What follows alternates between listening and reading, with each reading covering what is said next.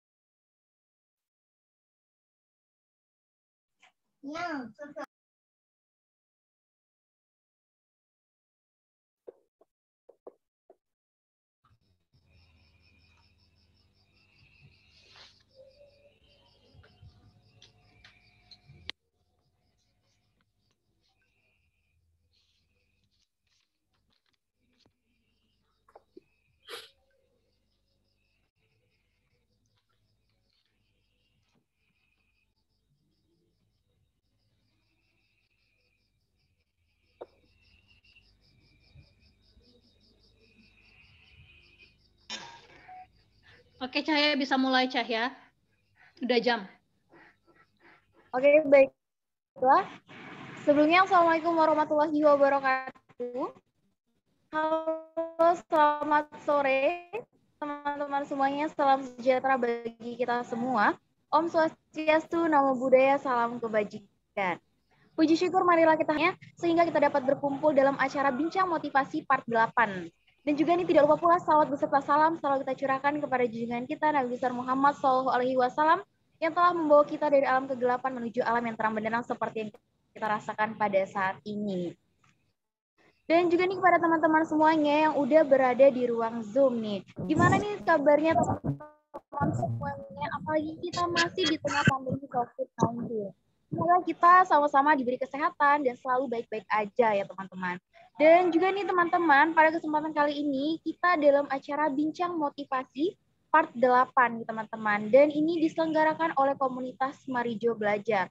Nah, buat teman-teman nih yang belum tahu, Marijo Belajar itu adalah salah satu komunitas yang menjadi wadah belajar bagi generasi muda untuk mengenali kemampuannya. Nah, dengan adanya Bincang Motivasi adalah salah satu program Marijo Belajar yang menyorot sosok speaker atau narasumber serta menjadi kesempatan speaker dan komunitas Marijo Belajar menyebarkan isu dan juga pengetahuan serta nilai-nilai yang berguna.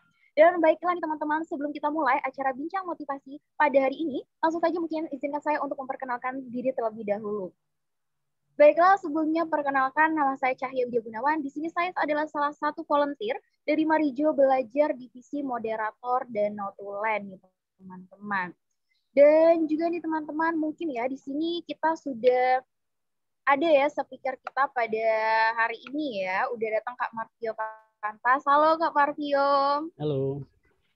Dan juga nih sebelum kita memulai kegiatan pada hari ini, mungkin marilah kita sama-sama untuk memanjatkan doa agar kelancaran kita pada BIMU Part 8 ini berjalan dengan lancar. Dan sebelum itu izinkan saya untuk memimpin doa dengan agama saya, yaitu Islam. Kepada teman-teman yang beragama lain, dipersilakan untuk menyesuaikan.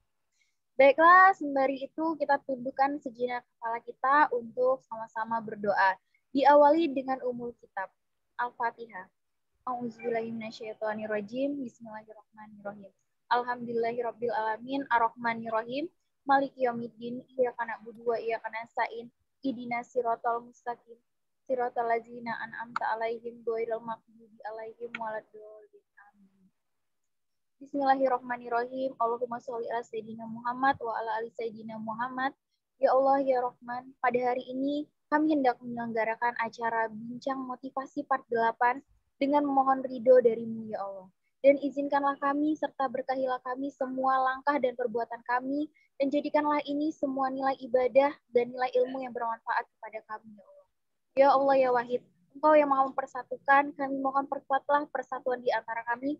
Janganlah Engkau biarkan ada perpecahan di antara kami. Ya Allah ya Rahman, kami ingin kuat dalam persatuan ini agar lebih bermanfaat untuk agama, negara, dan bangsa. Ya Allah ya Ghafar, Engkau yang Maha Pengampun atas segala dosa. Ampunilah dosa-dosa kami, dosa orang tua kami, dan dosa para pemimpin kami, dan dosa para pejuang kami. Ya Allah ya Mujib, Engkau yang Maha mengabulkan doa. Perkenankanlah doa dan permohonan kami. Rabbana atina fid dunya hasanah wa fil akhirati hasanah wa qina adzabannar. Subhanaka rabbil izzati amma yasifun. Amin. Wassalamualaikum. Kak, pesan lampu, Kak. Baiklah teman-teman semuanya, sekalian pada Bima Part 8 ini kita akan membahas satu topik yang sangat luar biasa sekali nih, apalagi untuk kita, untuk generasi milenial atau generasi muda nih teman-teman, yaitu tentang Youth Impact, partisipasi untuk gerakan kebaikan. Dan sangat luar biasa sekali speaker kita pada malam hari ini, yaitu Kak Marvio Pantas SPD. Kepada Kak Marvio, silakan say hi Kak. Halo, selamat Halo malam. guys, selamat malam. Apa kabar Kak? Oh baik, Puji Tuhan. Siap. Oke, baik. Semua kita baik-baik semua. Dan mungkin nih Kak ya, langsung saja saya bakal memperkenalkan lebih lanjut speaker pada malam hari ini. Mungkin saya izin untuk membacakan CV Kakak share singkat ya Kak. Siap. Oke. Mungkin langsung saja nih ya, untuk CV dari Kak Marvio Pantas SPD.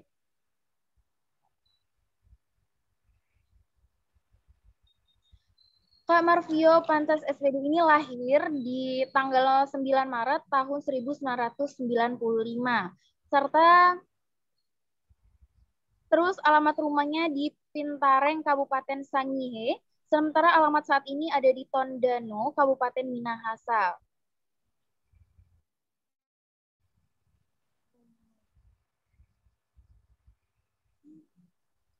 Dan juga nih untuk tingkat prestasinya, untuk pendidikan terlebih dahulu ya teman-teman. Pendidikan itu adalah sarjana pendidikan Inggris dan juga untuk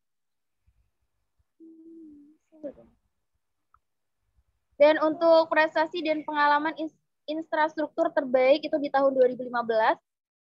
Serta achievement lain itu adalah pelajaran bahasa Inggris Megailad itu di tahun 2016, serta ini ada mengikuti dalam kompetisi pidato tingkat Universitas Sulawesi Utara, terus juga program musim panas siswa internasional 2016 di Universitas Gadjah Mada, serta forum mahasiswa Asia Pasifik tahun 2016 di Universitas Indonesia, serta pertukaran remaja Kyoto tahun 2017, dan juga nih forum demokrasi Bali di tahun 2017, serta menjadi Departemen Luar Negeri di tahun 2018, dan masih banyak nih teman-teman untuk juara-juara atau achievement yang telah didapatkan oleh Kak Marvio. Dan juga nih untuk organisasi dan pekerjaan, yaitu adalah sebagai penerjemah di tahun 2018 sampai 2019, serta pendiri British Sukarelawati Corps atau EVC, dan juga pemimpin fellowship siswa-siswi Kristen, serta yang terakhir itu adalah Sekretaris Umum Pengurus Eksekutif Mahasiswa Fakultas Bahasa dan Seni tahun 2017 sampai 2018. Dan yang terakhir itu adalah CEO dari Global Entrepreneurship di tahun 2018 sampai 2019. Nah, mungkin itu sekilas singkat CV dari kakak ya, Kak. Mohon maaf kalau ada salah penyampaian juga ya, Kak. Karena tadi kayak salah baca juga gitu. Jadi mungkin langsung saja nih dari kakak kita perkenalan lebih lanjut mungkin ya. Tapi sebelum itu, kepada teman-teman semuanya untuk di ruang Zoom, sebelum kita memulai materi pada hari ini, mungkin saya ingin mengingatkan kembali untuk peraturan yang ada di ruang Zoom kita pada hari ini. Yang pertama, kepada seluruh peserta dimohon untuk menonaktifkan mikrofon selama kegiatan berlangsung. Yang kedua, kepada peserta dimohon untuk menyalakan kamera selama kegiatan berlangsung. Dan yang terakhir adalah bagi peserta yang ingin menyampaikan pertanyaan, dapat melalui kolom chat Zoom, dan juga dengan format nama instansi, asal daerah, pertanyaan, dan nanti langsung dijawab oleh speaker. Nah, mungkin langsung saja nih saya kasih kakak ya, saya ambil alih diberikan kepada kakak. Mungkin langsung saja kepada Kak Marvio, disilakan Kak. Oh iya, oke, terima kasih Cahya. Jadi waktu share-nya ini 30 menit ya dari sekarang, kalau nggak salah tadi. Oke, nah teman-teman, tadi mungkin dari moderator kita udah banyak bicara. Mungkin saya cuma mau klarifikasi satu hal saja. Untuk tempat tinggal sekarang udah memang di Sangihe. Nah, terakhir di Tondano itu waktu masih terlibat di pelayanan mahasiswa sampai alumni kemarin. Nah, di sini mungkin teman-teman yang bertugas buat share screen-nya boleh dibagi sambil kita santai ya, ngobrolnya santai. Jadi di sini saya bukan lebih kesalnya menggurui teman-teman, tapi berbagi pengalaman tentang kewirausahaan secara khusus bidang wirausaha sosial yang saat ini saya tekuni.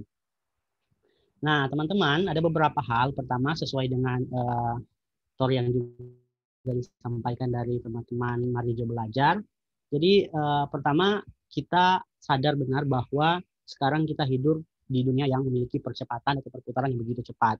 Sehingga setiap anak muda dituntut itu bukan hanya sekedar sarjana, tapi juga memiliki kapasitas. Nah, karena kalau kita lihat sekarang yang sarjana itu banyak loh teman-teman. Kenapa saya harus bilang banyak? Di Unima saja itu per tahun kita bisa sampai 4 kali wisuda begitu. Dan minimal sekali wisuda itu ada 1000-an. Nah, berarti baru kapasitas dari Universitas Negeri Manado saja itu menghasilkan sarjana itu per tahun ada 4.000 kurang lebih. Belum lagi dengan Unsrat dan kampus-kampus lain di Sulut. Jadi ada banyak. Nah, maka dari itu sebenarnya peningkatan kapasitas dari anak muda itu harus benar-benar di-upgrade. Nah, kenapa saya harus bilang gini sebelum lebih lanjut lagi? Teman-teman pasti mikirnya gini loh, karena saya itu sarjananya pendidikan bahasa Inggris, tapi terlibatnya dalam bidang usaha, terus bidang pertanian lagi. Makanya kayak orang loh, kok bisa ke sana gitu. Kayak nyasar begitu kesannya. Bukan nyasar. Memang sebenarnya semasa kuliah saya juga sedang mempertimbangkan atau mempersiapkan diri untuk terjun ke desa. Tapi jujur saja itu ragu begitu. Bahkan sampai sekarang begitu di tengah berbagai keterbatasan masih tetap berusaha untuk bagaimana untuk terlibat di desa sebagai sarjana muda yang biasanya nih kita itu pasca lulus kuliah selalu punya iming-imingnya macam-macam. Nah, pertama mau lanjut studi, termasuk saya juga punya planning itu. Kemudian ada yang berpikir untuk bisa langsung jadi PNS atau kerja di perusahaan terkenal.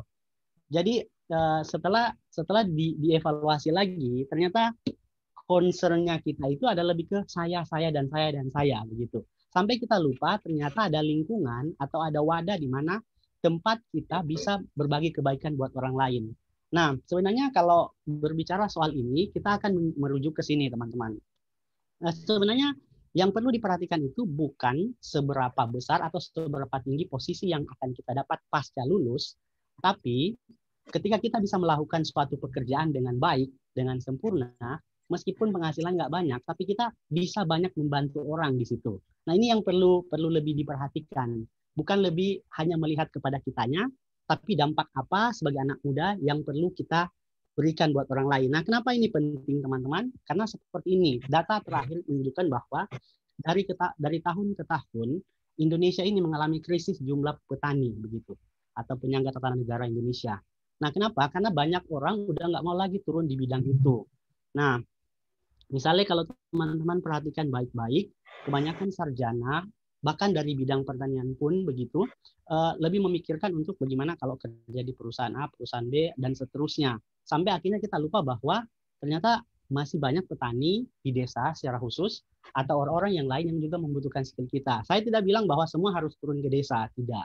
Tapi pada dasarnya teman-teman itu harus tahu benar, sebenarnya panggilan kita dari Sang Pencipta atau dari Yang Kuasa itu mau dirujukannya kemana gitu. Kemudian kita lihat skill yang kita punya itu apa. Nah, bagaimana lewat skill yang kita punya, pengalaman yang kita punya semasa kuliah ini, kita membantu banyak orang ketika kita turun di lapangan. Nah, jadi jangan dulu berpikir bahwa nanti pasca lulus pokoknya harus di perusahaan A, perusahaan B, dan seterusnya. Sekali lagi itu bukan hal yang salah, tapi akan sangat egois kalau jatuhnya kita hanya terlalu memikirkan diri kita sendiri. Nah, ini terobosan yang kira-kira perlu dilihat oleh anak muda di zaman sekarang, sembari juga teman-teman memperhatikan beberapa hal. Nah, pertama, kenapa saya harus buka lagi dengan bagian ini, teman-teman?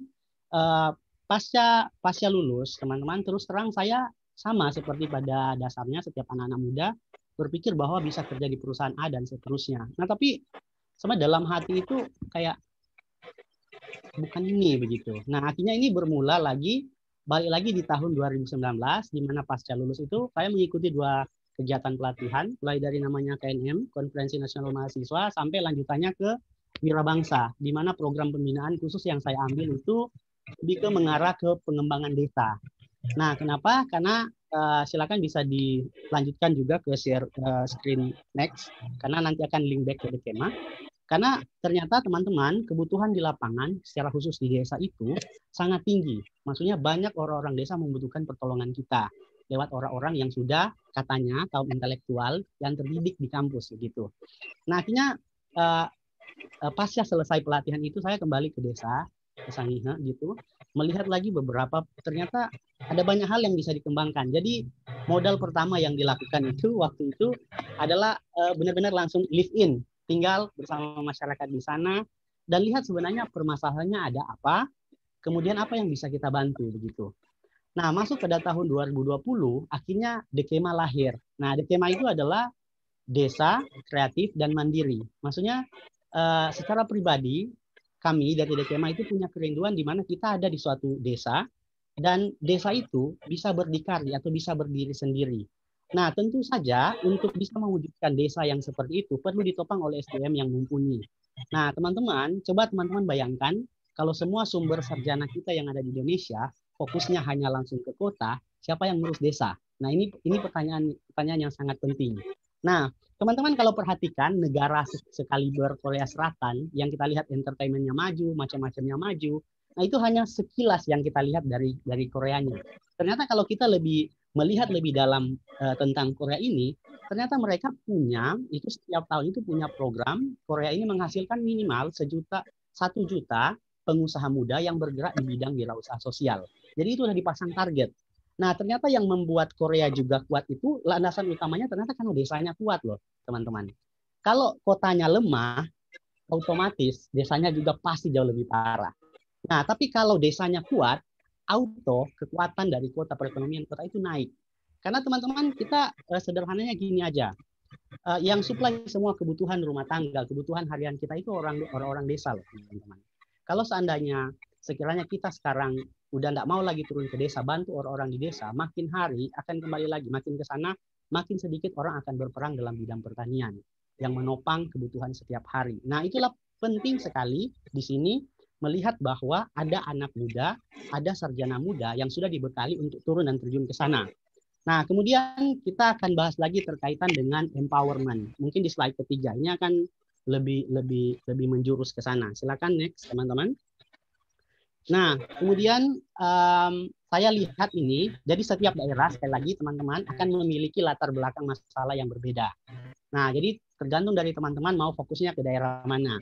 Kalau di Sangihe itu sendiri, ternyata data yang saya temukan setelah pasca masuk ke Sangihe itu complicated. Nah, di sana ternyata rata-rata penduduk itu miskin loh, dengan pendapatan per kapita itu 250.475 per bulan. Dan kurang lebih ada 11 ribuan orang di Sangihe itu hidup dalam angka kemiskinan. Nah, kemudian saya lihat lagi, masuk ke poin kedua. Penduduk di sana mayoritas kerjanya sebagai apa? Ternyata selain nelayan justru didominasi oleh petani, teman-teman. Yang 70%-nya itu masuk di angka yang di atas. Ternyata banyak penduduk yang miskin. Nah, kemudian saya lihat lagi. Makin ke sana lebih dikerucutkan. Ternyata banyak petani di Sangihe itu fokusnya ke petani kelapa. Nah, namun yang jadi case utama di sini adalah produksinya ini baru sejauh sampai di kopra.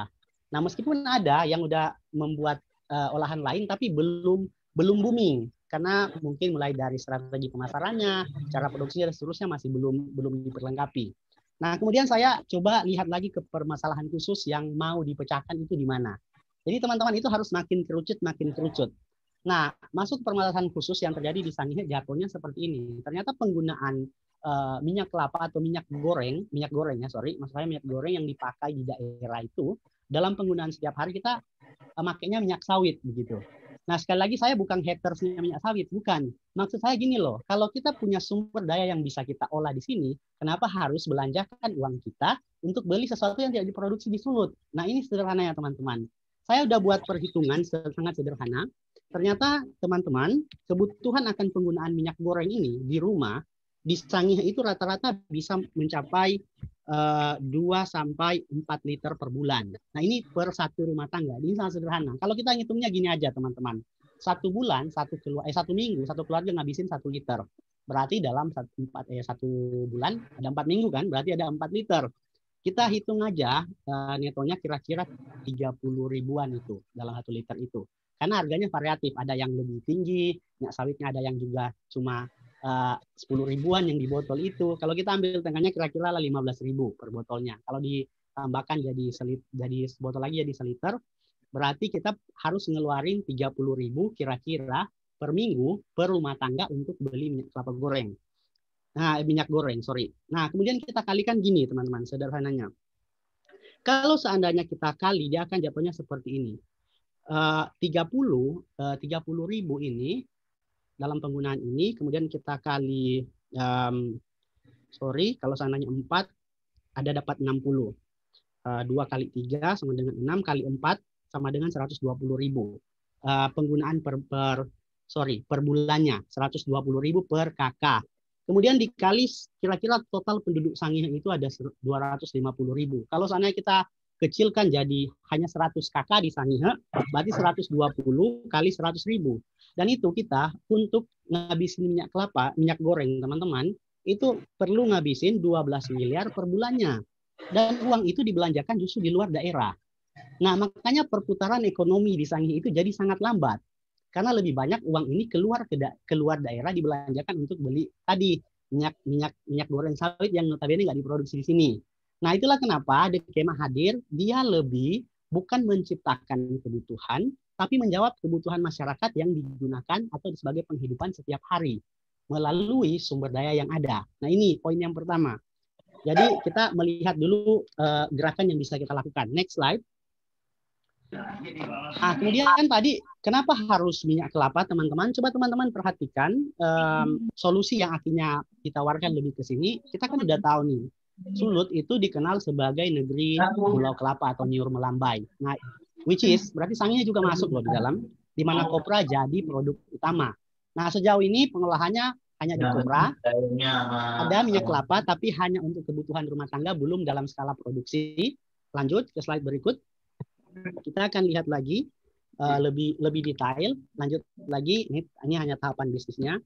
Next. Nah, teman-teman, kenapa akhirnya harus kita menjawab kebutuhan yang ada melalui kelapa? Saya melihat beberapa hal di situ. Pertama, kita selain membuat produk itu, kita juga membantu petani. Karena kenapa? Untuk menciptakan suatu botol minyak kelapa, kita harus koordinasi dengan petani. Jadi, bisnis sosial itu adalah ide di mana ada empowerment di dalam.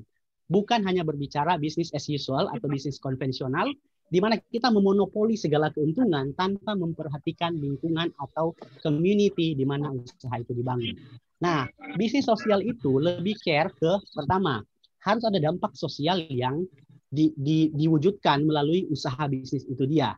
Nah, dalam hal ini, kita menolong petani, selain mereka produksi sebagai kopra, ada juga produk turunan lain, yang salah satunya yang sudah jadi yaitu minyak kelapa. Nah, belum produk turunan lainnya, saya belum berbicara ke sana. Kemudian, selain itu, ya justru jauh lebih sehat, lebih alami, dan bermutu. Bahkan teman-teman, yang dikembangkan oleh Dekema ini lebih ke, kalau kenapa orang banyak nggak terlalu suka minyak kelapa itu, sebenarnya ada bau tengik yang nggak enak dari minyak kelapa. Nah, tapi kita merevisi cara produksinya sehingga aromanya itu justru ada aroma pandannya di dalam dicampur kelapa. Jadi kalau teman-teman mau perhatikan itu kayak serikaya baunya jatuhnya. Karena kita sedikit memberikan rasa kemudian diubah agar minyak kelapa ini bisa diterima begitu secara umum. Nah, kemudian selain itu kita juga sejauh ini timnya memang masih beberapa ibu rumah tangga termasuk ibu saya dan tetangga itu yang bantu untuk produksi. Nah, sehingga kita juga akhirnya memperkerjakan petani termasuk ibu rumah tangga yang nganggur, nggak tahu ngapain gitu, gimana kalau bantu kita untuk sama-sama sambil diberdayakan, mulai dari cara produksinya, packagingnya, dan seterusnya. Nah, selain itu ramah lingkungan dan harga terjangkau. Nah, kenapa saya harus bilang ramah lingkungan? Karena di Dekema sendiri punya konsep, kalau seandainya mau beli minyak goreng kelapa itu di tempat kami, dan mau refill tanpa beli botol kemasan yang ada seperti ini, kita kasih potongan harga, nggak usah muluk-muluk. Intinya kita potong 2.000 umpamanya, 2.000 rupiah. Kenapa? Karena kita juga mendorong masyarakat agar tidak banyak menggunakan plastik. Nah, baiknya kalau dia punya wadah sendiri dan di bawah, that will be good. Itu akan lebih baik. Jadi ada nilai edukasi juga di dalamnya. Kemudian, kebutuhan harian akan minyak kelapa yang setiap hari kita pakai dalam seminggu akan terjawab. Nah, terus ada yang lagi nih loh, Kak. Terus nanti jatuhnya gimana? Apakah Kak ini akan menyukupi kebutuhan 100.000 kakak yang ada di Sangihe ini? Tidak seperti itu. Kenapa saya harus bilang tidak? Karena bisnis sosial itu pertama dia memiliki optimum benefit for community. Jadi ada batasan sosial yang tidak boleh kita langgar. Kalau seandainya petaninya hanya bisa memproduksi, let's say 1 ton kelapa per 3 bulan, that's enough. Why? Karena kalau lebih dari situ teman-teman paksakan untuk harus 2 ton, 3 ton, 5 ton, dan seterusnya, sama aja kayak bisnis pada umumnya. Jatuhnya kita mengeksploitasi alam, mengeksploitasi pekerja. Karena kita memaksa agar memenuhi kebutuhan perusahaan dan mendapatkan untung sebesar-besarnya. Bukan lebih ke melihat daya dukung alam, daya produksinya sampai di mana, kemudian yang mampu memproduksi ini dia, petaninya ini bisanya berapa. Jadi disesuaikan. Nah, yang paling penting dapat untung, tidak harus banyak. Yang penting usaha sosial ini tetap berjalan dan berkesinambungan.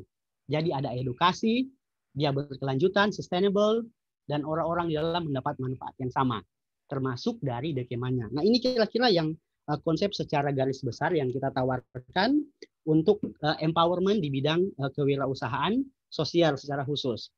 Nah, kemudian untuk self improvement bagi secara general bagi anak muda yang membutuhkan untuk melakukan gerakan kebaikan. Teman-teman gini, sebenarnya secara pribadi termasuk saya juga takut memulai bisnis. Takut dalam artian bahwa seperti ini. Banyak orang nggak mau terlibat dalam pengembangan usaha, apalagi usaha sosial, karena complicated. Itu karena kayak, wah, bagaimana Kang? Kita, termasuk saya juga, kebanyakan mikir resiko. Nah, ternyata setelah dijalani, itu dengan sendirinya kita akan menyesuaikan, teman-teman. Nah, karena kalau semua mikirnya maunya di zona nyaman, hanya ya penting sudah selesai, udah punya gaji setiap bulan, ya udah, that's life. Tapi kita lupa melihat bahwa ternyata banyak kebutuhan yang perlu kita jawab lewat kehadiran kita di tengah masyarakat. Nah, ini yang paling penting. Nah, kemudian yang selanjutnya di sini yang akan kami coba sampaikan yaitu kemudian produk lainnya. Jadi setiap dari produk turunan Dekema itu selalu kita sesuaikan dengan kebutuhan masyarakat. Masyarakat butuhnya apa, kita kasihnya apa. Jadi bukan masyarakat inginnya apa, itu yang dibikin. Nah, sekali lagi, jadi produk turunan yang dihasilkan oleh wirausaha sosial ini adalah menjawab kebutuhan yang ada melalui produk yang kita hadirkan untuk menolong masyarakat bertumbuh di sana. Nah, makanya teman-teman di sini saya kasih beberapa notes di sini. Kalau teman-teman mau berpikir untuk memulai dari awal untuk lanjutannya, bagaimana pengembangan ke depan, teman-teman jangan terlalu banyak mikir. Yang penting teman-teman punya cukup rencana, kemudian laksanakan. Karena seiring berjalannya waktu, teman-teman pasti akan didukung oleh keluarga, modal sosial yang ada, tapi juga asalkan teman-teman punya passion on it. Ada benar-benar punya kerinduan itu. Jangan hanya coba-coba. Nah, ketika semakin banyak gerakan ini tersebar di berbagai desa, berbagai daerah di Sulawesi Utara, walaupun kecil, kita akan menjadi banyak dan itu kita akan membantu banyak komunitas sehingga kita berdampak begitu bagi banyak masyarakat di mana usaha sosial itu berdiri. Oke, sebelum saya lanjut, masih berapa menit lagi teman-teman? Tolong diingatkan. Halo, moderator. Masih ada waktu, Kak. Bisa lanjut. Masih ada sekitaran 15 menit. Bisa lanjut. Oke, siap. Nah, coba di next slide. Nah, next lagi.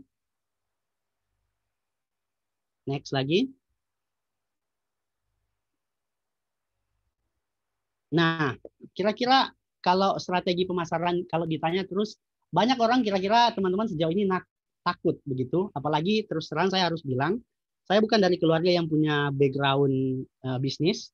Apalagi saya memang benar-benar orang yang bukan sekolah bisnis, teman-teman. Makanya bela-belain sampai hari ini saya masih tetap bergelut dan belajar tentang bisnis, secara khusus bisnis sosial. Bagaimana memperlengkapi diri supaya ketika nanti turun di lapangan kita bisa berkontribusi. Nah, untuk strategi pemasaran yang kita buat dari Dekema itu sendiri, kita mulai saja dari skala kecil. Mulai dari perkenalkan ke keluarga dulu, kemudian ke kerabat. Setelah itu mulai merambat, kita masuk ke komunitas. Komunitasnya dapat, entah komunitas seperti Malijo Belajar dan seterusnya, masuk ke desa, baru ke media sosial. Jadi pelan-pelan. Jadi Dekema itu sebenarnya tujuan awalnya lebih ke edukasi tentang wirausaha sosial di tahun 2020. Tapi makin ke sini ternyata memang kita perlu menghadirkan produk untuk menolong masyarakat, sehingga lewat kehadiran Dekema benar-benar bisa memberikan dampak. Next slide. Next lagi. Nah, ini kira-kira kenapa Dekema Desa Kreatif Mandiri ini harus hadir? Ternyata ada dua SDGs program yang kita mau topang di sini. Pertama, menghapus. Ya, kalau tidak menghapus, minimal mengurangi kemiskinan, kemudian memberikan pekerjaan layak dan pertumbuhan ekonomi. Nah, makanya saya kasih note di situ, teman-teman.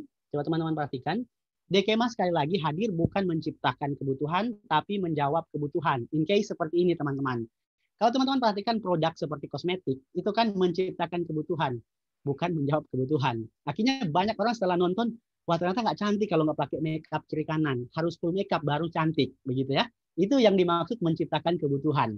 Tapi Dekema benar-benar menjawab kebutuhan. Jadi apa yang masyarakat butuhkan, itu yang kita bikin. Jadi itu yang dimaksud dengan menjawab kebutuhan. Kemudian kita mulai masuk dengan bekerja sama dengan para petani kelapa di daerah. Kemudian dikoordinasikan dengan kepala desanya dan seterusnya. Jadi ada sinkronisasi, tidak bergerak sendiri. Kemudian ibu-ibu rumah tangga tadi yang saya sebutkan diberdayakan sebagai tenaga produksi, dan produk yang kita hasilkan juga sehat, sekali lagi karena tidak sama sekali dianjurkan menggunakan bahan pengawet apapun itu. Karena teman-teman semakin ke sini, semua produk yang kita makan itu pasti punya bahan pengawet. Dan itu sangat-sangat tidak baik untuk kesehatan manusia. Makanya kita dikit-dikit macam-macam lah, masih muda udah kolesterol lah, udah inilah, udah itu macam-macam. Karena banyak produk yang kita konsumsi itu tidak sehat. Itulah pentingnya kita memberikan edukasi. Makanya sangat penting bagi kami sendiri dari Kema itu menjaga kualitas produk itu agar tidak dicampur macam-macam termasuk bahan pengawet. Tapi dia tetap bertahan lama karena standar kualitasnya itu dijaga. Nah, kemudian yang terakhir di situ dikatakan bahwa minyak goreng ini sebagai produk utama pemenuhan kebutuhan keluarga dalam memenuhi kebutuhan harian. Jadi seperti itu. Next slide. Oke, nah kita tentunya punya target besar ke depannya jika Tuhan berkenan, tentu saja. Di sini ada pertama, sebagai gerakan wirausaha sosial, kita itu bergerak bersama komunitas dan mendukung komunitas, tapi juga memperhatikan kesejahteraan dari penduduk lokal di mana wirausaha sosial itu berdiri. Nah, di sini kita menargetkan kalau Tuhan berkenan pada tahun 2023, kita udah menaikkan kesejahteraan petani lokal, secara khusus petani kelapa. Kemudian petani kelapa selain kita bekerja sama ini, kita juga mengedukasi mereka bagaimana cara mulai dari menanam kelapa yang baik, yang tidak pakai pupuk dan seterusnya. Kalaupun pupuk ada tapi dia POC, pupuk organik cair atau pupuk cair pupuk organik yang lainnya. Kemudian semakin banyak petani yang terlibat. Jadi kita mau scale up istilahnya. Tadi dari petani yang ada di Desa Pintareng, kita scale up lagi ke desa-desa lainnya seperti Manganitu dan seterusnya and so on, desa-desa yang ada di sini. Kemudian petani udah tahu benar kalau produknya setelah per 3 bulan kelapa itu bisa dipanen, dia udah tahu mau dikemanakan. Yang jadi persoalan utama saat ini teman-teman, ketika banyak petani mulai menurun, entah dia petani nanas, petani, semua jenis petani teman-teman, malas mau produksi, udah kehilangan gairah itu karena mereka itu udah dibebani beban menanam, menumbuhkan hingga memetik. Mereka harus dibebani juga bagaimana cara pemasarannya. Nah, dengan kehadiran Dekema hadir di tengah-tengah di situ, wirausaha sosial hadir di situ, kita menjawab dan membantu para petani sehingga mereka nggak takut lagi mau produksi sebanyak pun udah ada wadah yang menampung. Jadi benar-benar kita jadi solution maker di situ. Nah, kemudian setelah dampak ini berkelanjutan ke para petani yang ada yang notabene tadi penduduk secara umum, penduduk Sangihe sebagai petani profesinya, akhirnya kita berdampak juga ke pertumbuhan ekonomi di daerah. Nah, kita juga membantu perkembangan pertumbuhan ekonomi daerah hingga pemasaran dari produk kita ini tidak hanya sekedar di Sangihe, karena memang targetnya ke Manado atau sampai ke Jawa, begitu. Jadi ada target jelas yang akan kita lakukan setelah kita tetap mampu melihat visi apa kira-kira yang bisa terus kita lakukan ke depan untuk pengembangan usaha yang ada di sini di Kabupaten Kepulauan Sangihe. Nah, untuk mungkin sekedar tambahan informasi teman-teman di sini. Saat ini kita lagi sementara pengembangan produk turunan lainnya yaitu wine. Kenapa harus wine? Saya melihat juga sama fenomenanya sama seperti fenomena yang saya jelaskan tadi di situ. Soal minyak kelapa, tentu saja saya tidak merekomendasikan bagi teman-teman untuk minum wine yang dalam agamanya dilarang, tapi bagi teman-teman yang tidak apa-apa, sekali lagi, yang di sini kita lebih mengajarkan edukasinya, bukan supaya ayo minum aja supaya mabuk semua, bukan. Saya minum alkohol tapi saya bukan pemabuk. That's different thing ya. Contohnya seperti ini. Ternyata yang data terakhir yang juga didapatkan oleh kami dari Dekema itu, ternyata kurang lebih penggunaan alkohol yang ada di Sangihe ini didominasi oleh cap tikus, which is produced by Minahasan people. Berarti kita belanjanya di luar juga kan, sama case-nya. I don't say I hate Minahasan, no. I mean like uangnya itu dibelanjakan lagi di luar kayak minyak kelapa tadi, sementara kita bisa produksi di dalam seperti itu. Nah, kalau teman-teman contohnya yang tinggal di Minahasa punya produk sendiri, itu bisa dikembangkan justru. Nah, itu kira-kira ternyata dihabiskan 10.000 liter per bulannya, teman-teman. Sesuai data yang coba saya analisis sama para pemabuk di daerah. Saya sempat nanya-nanya. Nah, kenapa saya akhirnya mikir, loh gila 10.000 liter per bulan. Nah, kenapa saya akhirnya kalkulasi lagi? Saya bahaginya gini, teman-teman.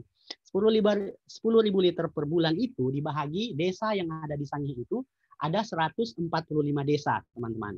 Kemudian kalau dibahagi 10.000 liter, berarti per desa itu menghabiskan kurang lebih 68,96 liter per bulan per desanya.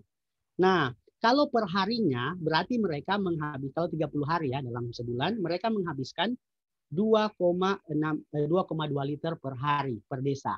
Tapi bagi saya itu sedikit sebenarnya. Ini hanya data sedikit karena setiap kali kalau ada acara nih di Sangihe itu, oh gila itu semalam itu bisa sampai 10 sampai bahkan 20 botol habisnya. Ini kayak gila ini orang-orang ini minumnya ditaruh di mana gitu. Bahkan kemarin salah satu mentor saya yang dari Jawa Pak Iskandar dia bilang gini, Marvio di Nado itu di Sangihe kalian suka minum cap tikus ya? Lah iya Pak. Bapak tahu dari mana? Lah iya saya sering dengar. Kadar alkoholnya berapa? Kalau nggak salah ada yang sampai 70% lah. Iya Pak ada sampai 70%. Wah, kayak minum hand sanitizer itu Martio. Jadi kayak gila. Ini orang Sulawesi Utara suka minum hand sanitizer kadarnya 70%. Nah, pola-pola yang kurang tepat seperti ini akhirnya kita dari Dekema coba kondisikan. Nah, ada masalah ternyata yang perlu dijawab selain kelapa tadi. Makanya kita hadirkan wine. Nah, wine itu ibaratnya kalau kata Blackpink itu hanya chilling. Ice cream, chilling. Asli buat chilling aja, buat santai, bukan buat mabuk, teman-teman. Bukan, itu beda ya. Nah, makanya kita menghadirkan wine lewat, nah kemarin saya koordinasi sama petani nanas yang ada di desa Malamenggu. Itu like close to our village, dekat dengan Pintaring. Ternyata mereka salah satu penghasil nanas terbanyak di Sangihe. Nah, terus saya tanya, Pak, ini nanasnya kayak mana ini? Ternyata nanasnya itu hanya dipakai segitunya. Kalaupun dibuat selai itu mendekati Natalan gitu, buat hanya hari raya tertentu. Nah, belum ada produk olahan lain. Akhirnya saya coba kondisikan, Pak, gimana kalau saya beli aja ini nanasnya? Ih, dia senang kali ya gitu. Ih, banyak kali deh ini mau beli mau dibikin apa? Jalan enggak, aku mau stok, Pak. Pokoknya dibeli saja dulu ini nanasnya. Nah, sampai di rumah kita produksinya masih rumahan sejauh ini. Nah, saya coba ekstrak dan fermentasi. Nah, which is bulan depan kemarin udah selesai prototipenya yaitu mangga. Jadi ini udah produk yang siap yang akan diselesaikan di bulan. Kita mau fermentasi selama sebulan kurang lebih di bulan April berarti harusnya udah selesai. Nah, kita akan rubah lagi mindset masyarakat di sini yang tadinya alkohol dipakai buat mabok, ini kita ganti jadi wine yang kadarnya jauh lebih rendah which is cuma 7,5%. Yang itu hanya diminum buat chilling aja. Jadi ketika nongkrong nggak harus setiap hari, tapi hanya menjadi kayak pemenuhan kebutuhan masyarakat yang suka atau yang butuh alkohol. Jadi kita menjawab aja kebutuhan itu supaya, karena saya sedih loh lihat orang-orang itu kalau mabok itu sampai jalan 4 kaki itu sampai rumah, ada yang tidur di got dan seterusnya. Itu budaya yang ada di Solo itu sangat lumrah.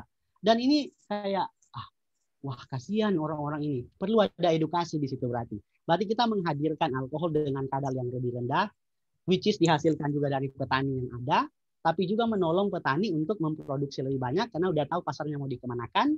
Dan wine ini nggak rugi kalau disimpan. Semakin lama dia disimpan, justru semakin enak rasanya. Jadi nggak ada cerita kadaluarsanya gitu. Diminum 2025 pun jauh lebih enak. Nah, jadi dari segi produksinya juga, tidak membebani kami sebagai produsen di Dekema untuk takut mau expire enggak, tapi itu bisa disimpan dan ini bisa jadi wadah edukasi yang sementara kita persiapkan di bulan depan. Nah, kira-kira ini beberapa contoh dari penanganan masalah sosial yang terjadi di masyarakat. Kemudian bagaimana kita memiliki pola atau sudut pandang untuk melihat bahwa di balik masalah ini pasti ada solusi yang bisa ditawarkan. Terus kita sebagai generasi muda itu mau apa? Kalau teman-teman, saya suka sekali itu kata Pak Ahok gini. Kalau seandainya mau kritik ya, nggak boleh nggak ada solusinya, harus ada solusi. Makanya saya selalu wanti-wanti adik mentor saya, kalau kamu nggak punya solusi, diam, nggak usah kritik. Tapi kalau sebagai generasi muda yang punya sudah teredukasi, harusnya ketika kita mengkritik satu sistem yang mengalami kesalahan, kita juga hadir dengan hal yang sama, yaitu solusi. Nah, saat kita menjadi orang pinter, jangan diam. Harus mampu juga menolong orang lain untuk mengedukasi. Jadi empowerment. Ada ketergantungan di situ. Jadi kita benar-benar hidup untuk menghidupi orang lain. Si Tau Timo Timo. Saya suka sekali itu. Nah, ini sangat penting, teman-teman. Makanya dari sini peran kita sebagai generasi muda itu sangat penting. Apalagi orang-orang Sulut saya lihat loh. Kita itu banyak orang pintar sebenarnya. Tapi sejauh ini saya harus minta maaf, sorry to say, kita itu masih kurang kerjasama, lebih suka jalan sendiri. Padahal ini kalau disatuin gitu, orang-orang hebat ini asal Sulut atau Indonesia secara umum, kita bergerak bersama, justru kita akan menghasilkan suatu perubahan yang signifikan. Nggak usah mikir jadi anggota dewan, jadi bupati untuk bikin perubahan, teman-teman. Kalaupun terpilih, karena nggak semua orang dipanggil ke sana, kita bisa mulai dari gerakan kecil. Nggak usah mikir yang terlalu besar. Bikin yang small thing, tapi itu berdampak. That's enough. Nah, pelan-pelan kalau memang teman-teman bisa dipercayakan, maka yang kuasa juga akan mempercayakan perkara yang lebih besar buat teman-teman. Kedepannya ada hal yang lebih besar juga yang bisa akan teman-teman selesaikan. Jadi melihat saja masalah yang ada di sekitar, kemudian solusi apa yang kita tawarkan. Nah, kira-kira seperti itu. Dan setiap daerah pasti punya kebutuhannya masing-masing, teman-teman. Tugasnya kita semua adalah tinggal di situ, lihat kebutuhan apa, dan bagaimana kita sebagai generasi muda mampu menjawab kebutuhan itu. Sehingga kita benar-benar bisa melakukan yang namanya mapalus, gitu ya, bahu-membahu, budaya Indonesia, gotong royong, saling menolong, benar-benar melekat dalam budaya kita. Mapalus itu ada loh, gotong royong itu ada, dan sehingga setiap anak muda benar-benar bisa menjadi solution maker, bukan trouble maker ya di daerah masing-masing. Terima kasih. Mungkin ini yang bisa saya bagikan dulu di awal. Masih ada kesempatan atau kita lanjut ke sesi berikut. Silakan, teman-teman moderator. Halo, guys. Halo, Kak. Ya, udah selesai atau gimana nih? Kalau dari itu tinggal sisa 3 menit sih, Kak, untuk menyampaikan materi ini. Oke, 3 menit. Mungkin saya mau closing statement saja dulu, berarti kalau 3 menit. Saya hanya mau repeat lagi yang saya sampaikan.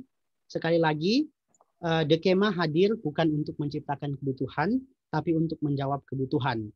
Dekema hadir bukan menjawab kebutuhan pasar, tapi menjawab kebutuhan masyarakat. Tentu saja dengan memperhatikan daya dukung alam dan SDM yang ada. Kalau kita paksakan daya dukung alam lebih dari kapasitasnya, SDM-nya lebih dari kapasitasnya, itu sama saja disebut dengan eksploitasi manusia dan eksploitasi alam. Dua-duanya sangat tidak dianjurkan untuk dilaksanakan. Terima kasih.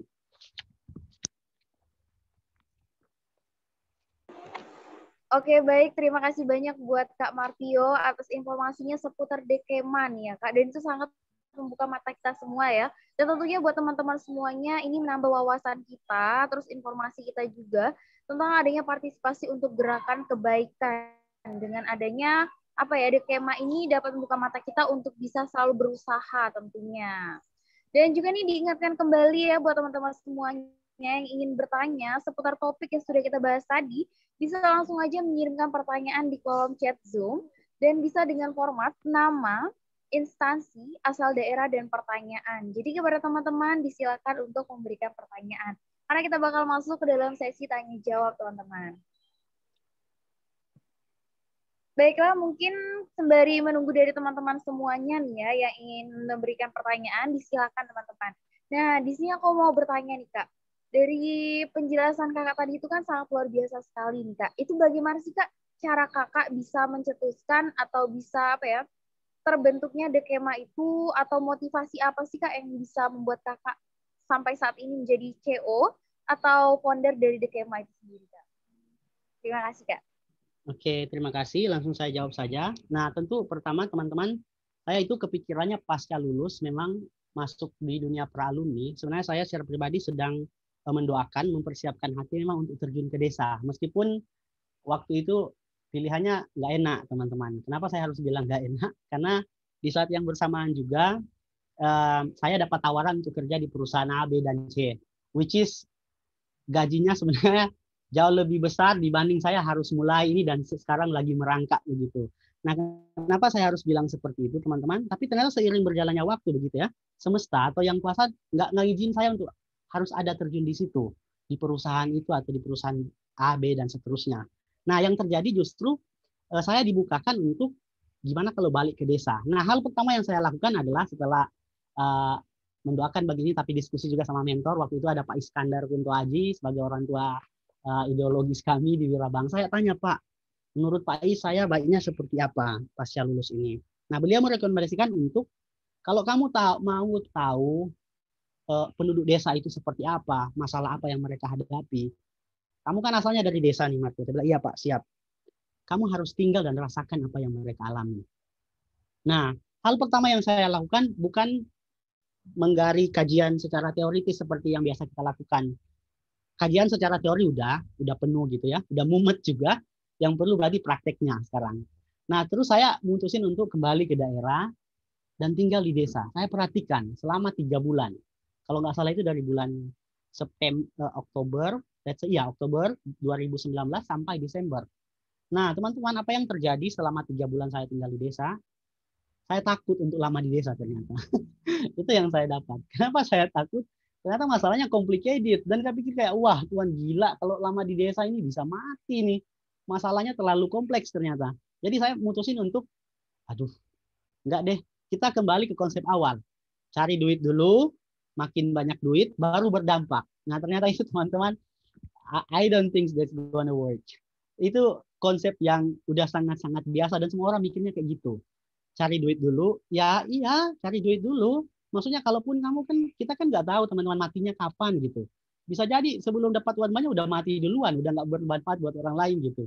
Nah, maksudnya ternyata jatuhnya adalah kita harusnya lihat nih, udah tahu masalahnya apa, mau mulainya dari mana.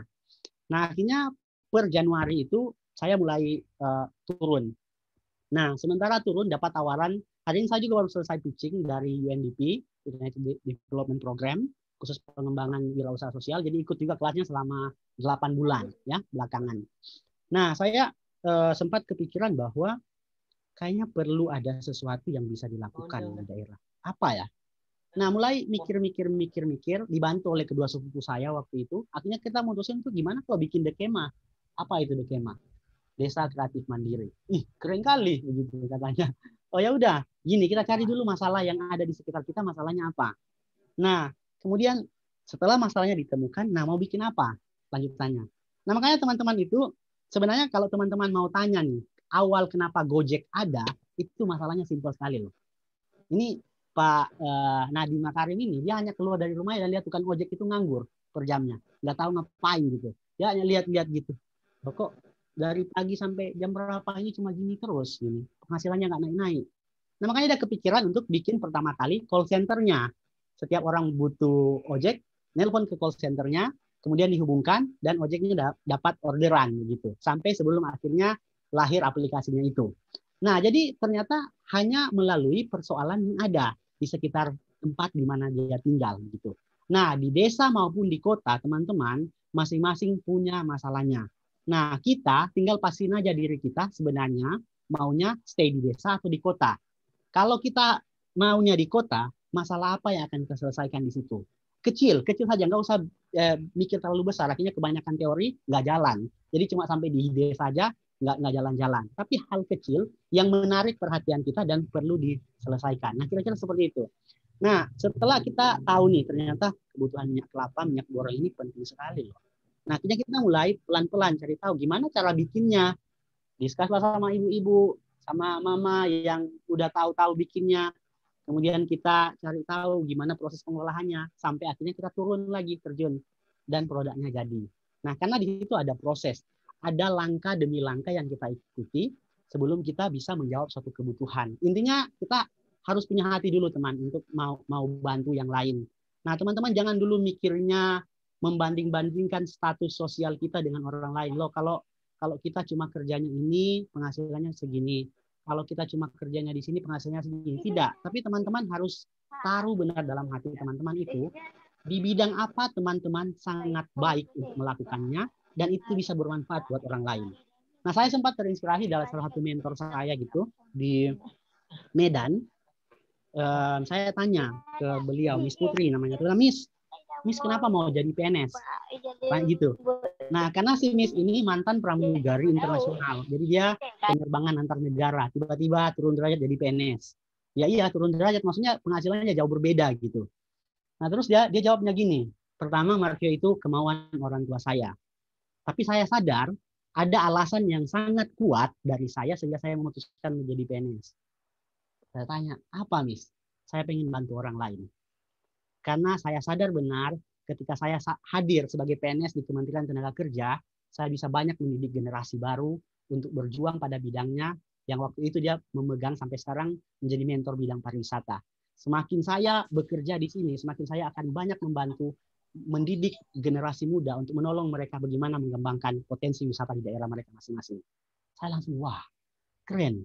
Nah, berarti benar-benar dia menemukan panggilannya bahwa dia sadar ternyata dia bisa banyak bantu orang, skillnya di bidang pariwisata, karena dia di S2 pariwisata, dan dia harus terjun di situ yang bersentuhan langsung dengan generasi muda, dan dia banyak mendidik, mementoring generasi muda untuk bagaimana mengelola, mengembangkan potensi pariwisata. Nah, kira-kira seperti itu teman-teman. Jadi, teman-teman pasti jauh lebih tahu lah dari saya. Teman-teman itu good-nya, hebatnya, great-nya di bidang apa, dan itu bisa banyak membantu orang lain. Nah, itu yang teman-teman perlu lakukan. Jangan dulu mikir soal gaji dan seterusnya. Tidak. Tapi, with money dong. Ya, kita butuh uang. Tapi, ketika kita melakukan suatu kebaikan, teman-teman, pasti berkat-berkat itu ya. Berkah itu juga akan, rezeki itu juga akan ada buat kita. That's all. Ya. Don't do it for money. Do it by love. Thank you. Oke, welcome. Oke, terima kasih banyak ya Kak atas jawaban yang sangat luar biasa sekali. Dan itu bisa juga menjadi motivasi kita nih buat teman-teman semua yang ada di ruang Zoom. Dan juga nih Kak, ada yang tanya nih dari Kak Linda Kristi nih Kak, kenapa sih Kak ilustrasinya itu kelapa sawit Kak? Oh, soka. Ya, menarik ya pertanyaannya. Kenapa harus kelapa sawit ya ilustrasinya? Kenapa nggak kelapa yang lain gitu? Oke. Nah, teman-teman gini. Kenapa saya harus bilangnya gitu? Bukan berarti saya sekali lagi benci dengan produk sawit yang ada, tidak. Tapi ada beberapa kenyataan yang perlu kita cerna baik-baik secara khusus ya. Pertama, dunia kita ini dimonopoli oleh bisnis-bisnis konvensional, which is dia sistemnya memonopoli segala sesuatu. Jadi orang yang berduit hanya dia yang bisa punya usaha. Sementara rakyat jelata, orang bawahan itu akan semakin miskin, yang kaya akan semakin kaya.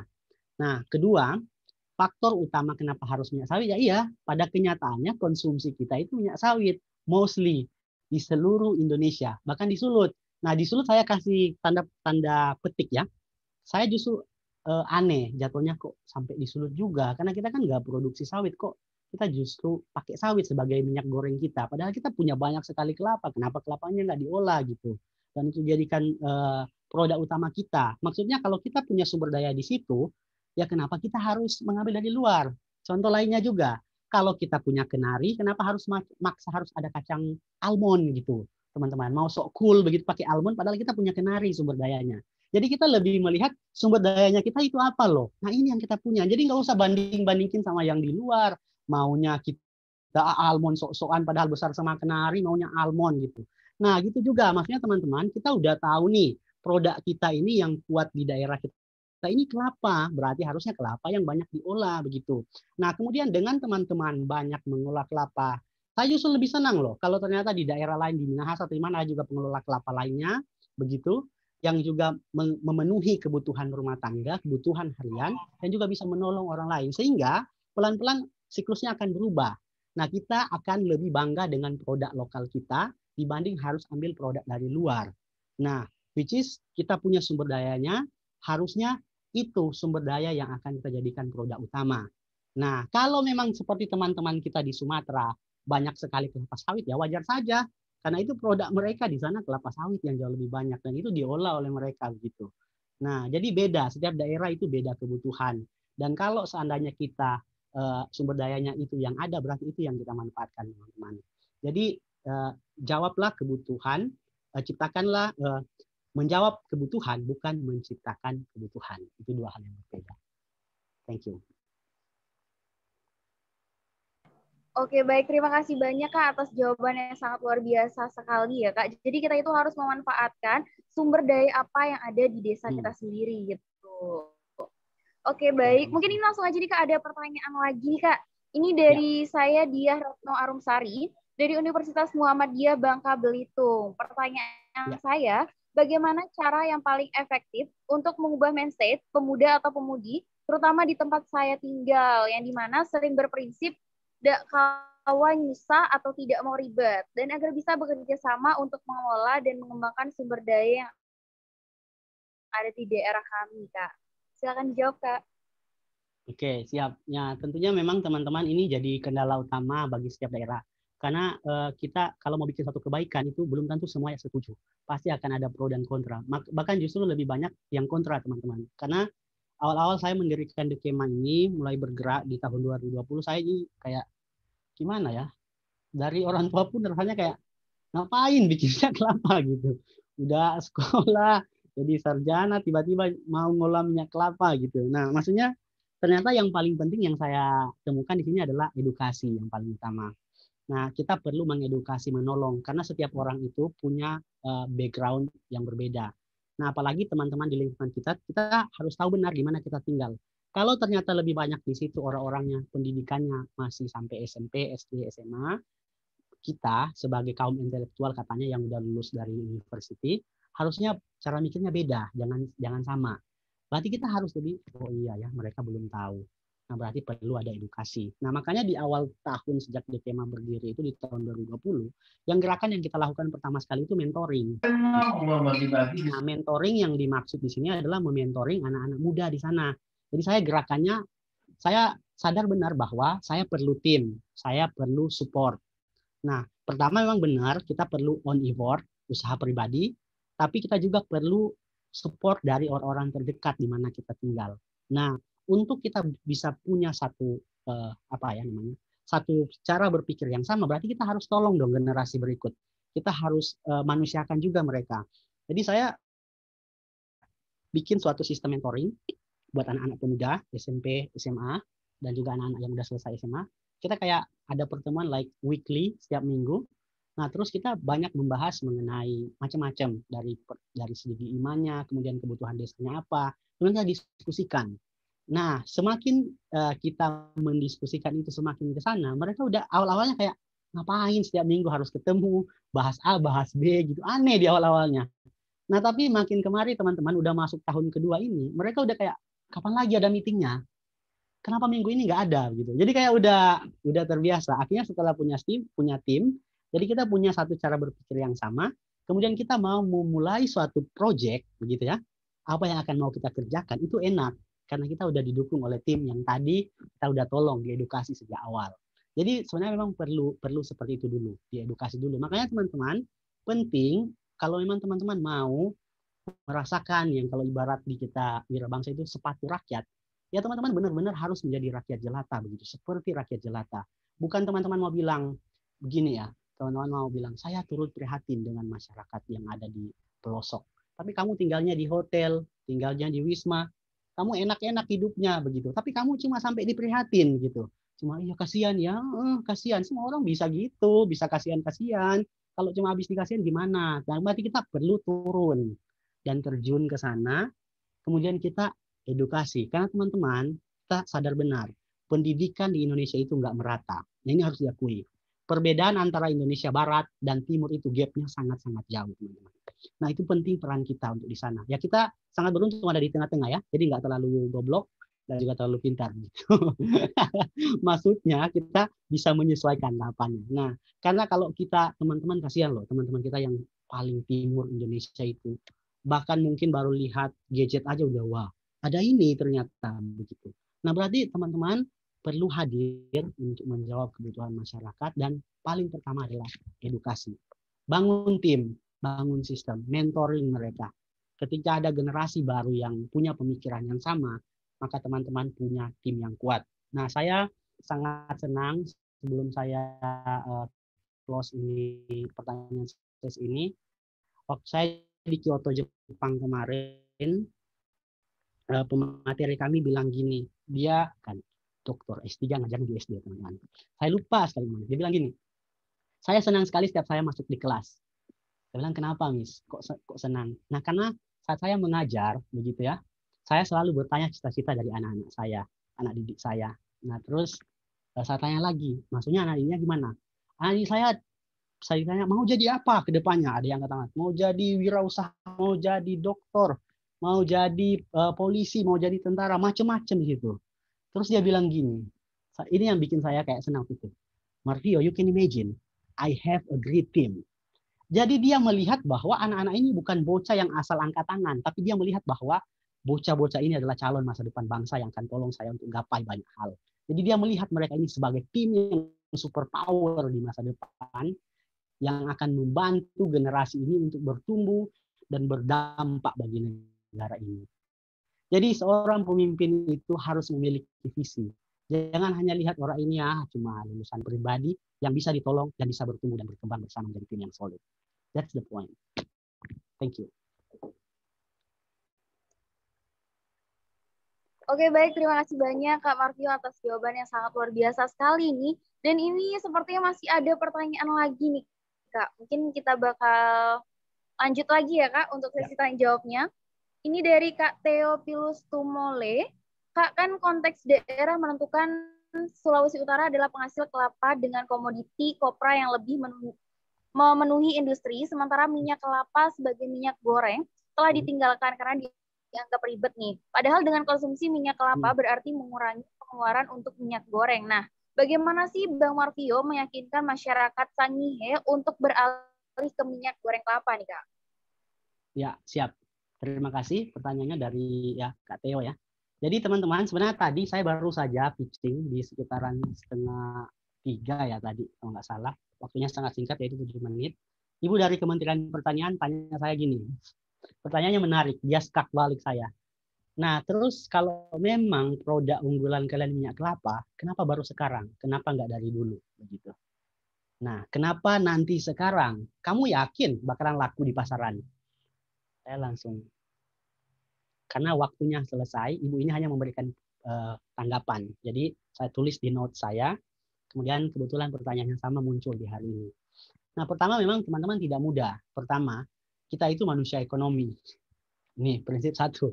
Kalau kita udah tahu ya masih lebih murah lah minyak itulah, minyak galon itu 10.000 dapat sebotol, ngapain harus beli minyak kelapa? Harganya beda 1.000, apalagi emak-emak otaknya ini kan otaknya ekonomis banget. Beda 500 itu dihitung, teman-teman. Manfaatnya belakangan, yang penting ada selisih bedanya, gitu ya. Nah ini perlu diedukasi. Nah makanya sangat penting kalau teman-teman ngikut itu apa ya halaman Dekema baik di FB ataupun IG, kita sebenarnya jatuhnya bukan lebih banyak promosi produk, tapi lebih banyak edukasi. Itu sengaja settingan seperti itu supaya paling penting adalah paradigma dulu yang diubahkan. Nah jadi kita lebih banyak kasih tahu bahwa minyak kelapa itu manfaatnya banyak. Jadi teman-teman mikirnya mungkin atau sekarang kita mikirnya wah lebih mahal begitu ya. Meskipun hanya sebenarnya beda berapa ribuan gitu, tapi itu udah masuk hitungan. Nah, tapi kita lebih membukakan bahwa pertama dari segi manfaat minyak kelapa itu jauh lebih bagus loh teman-teman. Lebih bagus dalam artian pertama, dia ketika kalau teman-teman itu perhatikan baik-baik waktu menggoreng ikan atau menggoreng yang macam-macam, minyak kelapa itu untuk berubah jadi hitam itu perlu proses yang lama. Tapi kalau minyak bimoli yang kita sering pakai atau minyak sawit lainnya itu ketika ditaruh itu baru sekali pakai langsung berubah jadi hitam, langsung jadi minyak jelantah semua. Cepat sekali prosesnya. Karena di situ berarti kita bisa lihat secara jelas bahwa dari segi kualitas itu nggak terlalu baik.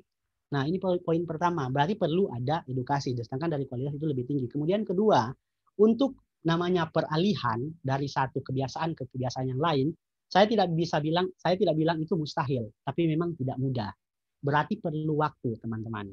Nah, semakin giat gerakan ini dibuat, jadi semakin umpamanya banyak orang memperkenalkan produk ini. Makanya kami sasarannya pertama, teman-teman, gini, dimulai dari keluarga dulu. Keluarga dulu pakai produk minyak kelapanya. Nah, gimana kita mau kenalin ke orang lain kalau keluarga sendiri pakai minyak sawit gitu. Sedangkan di rumah nggak pakai. Jadi dimulai edukasinya dari rumah. Kemudian kita merasakan manfaatnya. Setelah kita tahu benar manfaatnya ada, baru kita edukasi ke yang lain.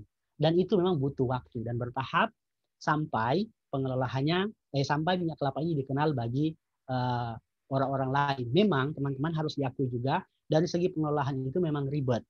Tapi teman-teman untuk menghasilkan suatu produk yang baik, ya tidak juga dihasilkan dengan sesuatu hal yang instan.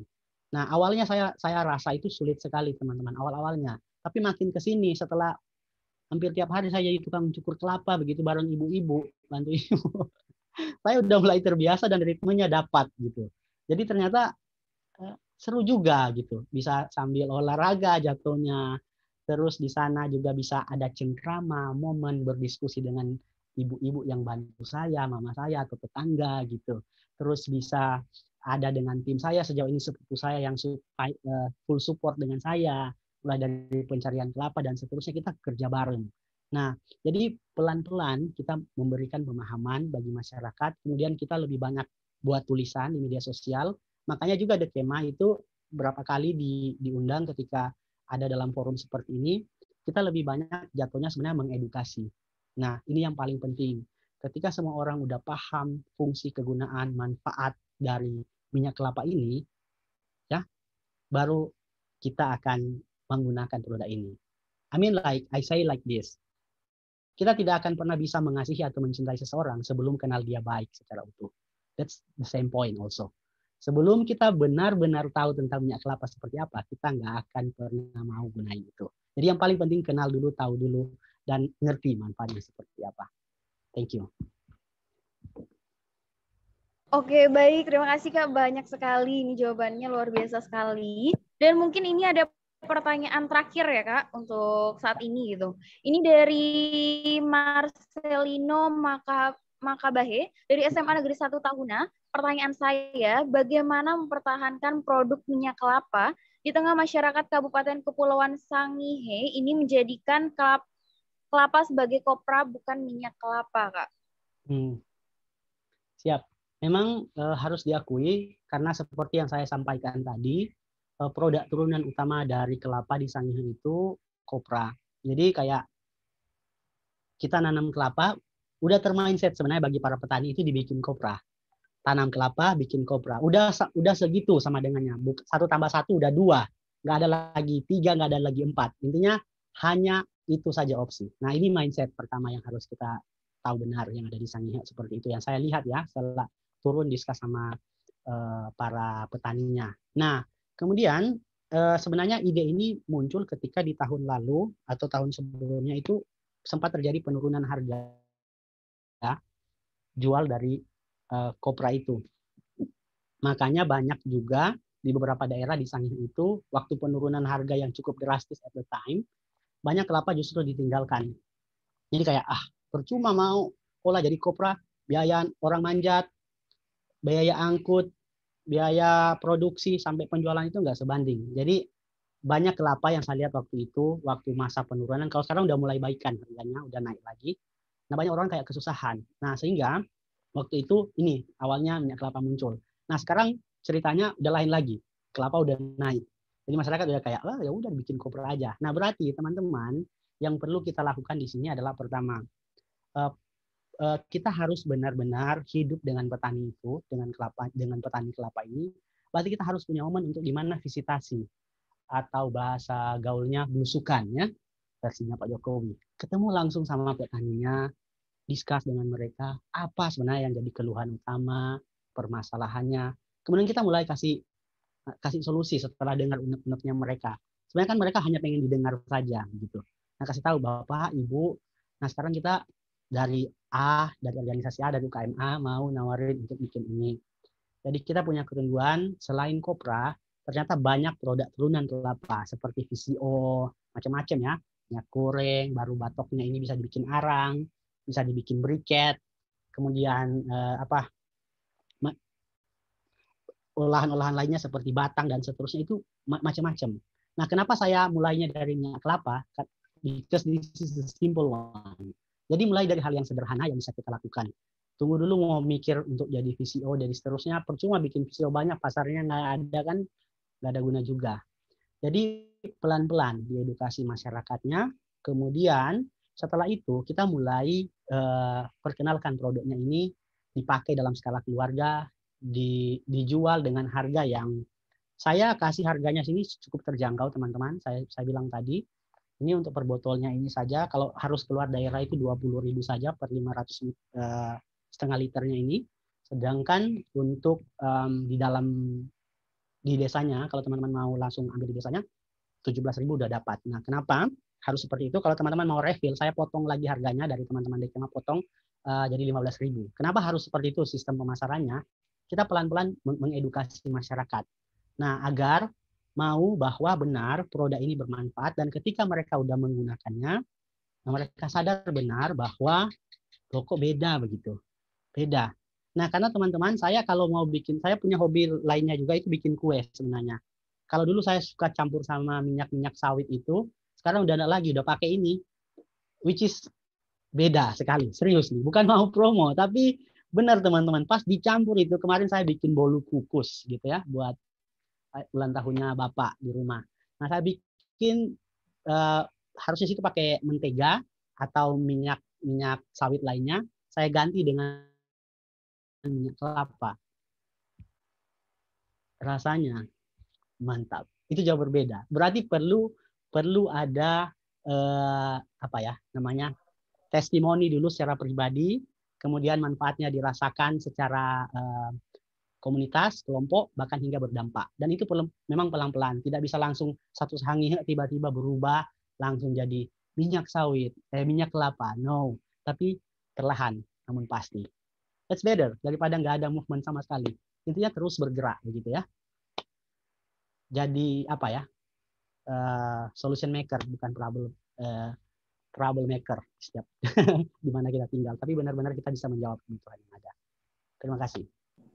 Oke, baik. Terima kasih banyak Kak atas jawabannya. Dan mungkin itu adalah pertanyaan terakhir ya dari Bimo Bincang Motivasi kita di part 8 ini. Dan juga nih saya mau ucapkan terima kasih banyak kepada Kak Marvio Pantas yang udah mau menjadi narasumber kita yang sangat luar biasa sekali. Dan juga semoga untuk The Kemai ini bisa berkembang dengan pesat juga tentunya. Sekali lagi terima kasih banyak Kak. Dan juga nih ya buat teman-teman semuanya, kita itu sebagai generasi muda ya, itu harus tahu kenali diri kita, potensi kita, dan juga kenali sekitar dan alam kita itu apa aja, sehingga kita bisa menciptakan sesuatu atau menumbuhkan kebutuhan-kebutuhan yang sangat dibutuhkan di desa kita sendiri tentunya.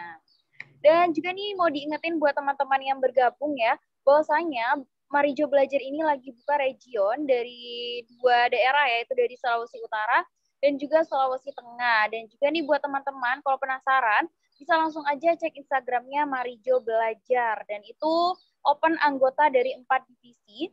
Yang pertama itu adalah event dan program, yang kedua multimedia, yang ketiga moderator dan notulen, serta yang terakhir jurnalis. Karena itu hanya dibuka sampai tanggal 4 April ini teman-teman. Jadi yang berdomisili atau tinggal di sana bisa langsung cek Instagramnya dan daftar teman-teman.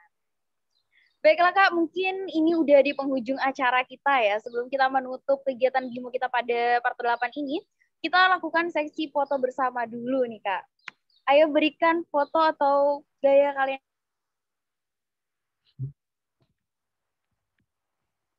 Media disilakan.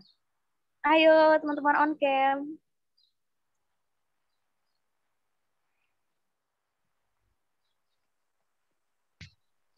Oke, halo teman-teman. Saat ini kita akan masuk ke sesi foto bersama. Bagi teman-teman yang belum mengaktifkan kamera, silakan mengaktifkan. Oke, baik. Kita akan mulai dari yang slide yang pertama. Satu. Oh ya, tunggu sebentar. Oke, 1, 2, 3. Oke, slide yang berikutnya. 1, 2, 3. Oke, baik. Selesai. Terima kasih. Oke, baik. Terima kasih untuk tim multimedia. Dan juga kepada teman-teman semuanya nih yang menjadi peserta dimohon untuk mengisi absen terlebih dahulu yang sudah di-share. Linknya di kolom chat Zoom. Jadi jangan lupa, silakan diisi terlebih dahulu. Nah, baiklah kita sudah sampai di penghujung acara ya teman-teman semuanya. Dan sekali lagi saya mengucapkan terima kasih banyak buat materi kita, narasumber kita, Kak Martio Pantas, dan juga buat seluruh teman-teman semuanya. Terima kasih banyak. Jadi sebelum kita menutup acara BIMO Part 8 ini, mungkin kita langsung saja berdoa. Berdoa penutup dengan saya sendiri, diyakini dengan agama Islam. Kepada teman-teman yang beragama lain disesuaikan. Baiklah, langsung saja. A'udzubillahiminasyaitonirrajim. Bismillahirrahmanirrahim. Alhamdulillahirrabbilalamin. Ar-Rahmanirrahim. Maliki yaumiddin. Iyyaka na'budu wa iyyaka nasta'in. Ihdinas siratal mustaqim. Siratal ladzina an'amta 'alaihim ghairil maghdubi 'alaihim waladdallin. Bismillahirrahmanirrahim. Allahumma ya Allah ya Tuhan kami, dengan mengucapkan puji syukur serta kehadirat-Mu atas segala rahmat karunia-Mu ya Allah, yang telah Engkau limpahkan kepada kami pada hari ini dengan penuh keakraban dan bahagia ini, kami hadir di sini kiranya Engkau memberikan barokah dan ridho-Mu dalam acara Bincang Motivasi Part 8 yang kami laksanakan ini. Allahumma ya Allah ya Tuhan kami, dengan telah berakhirnya kegiatan ini, kiranya ya Allah Engkau dapat melimpahkan pengetahuan dan kekuatan kepada kami semua dan Engkau tumbuhkan rasa persaudaraan persatuan yang kokoh di antara kami.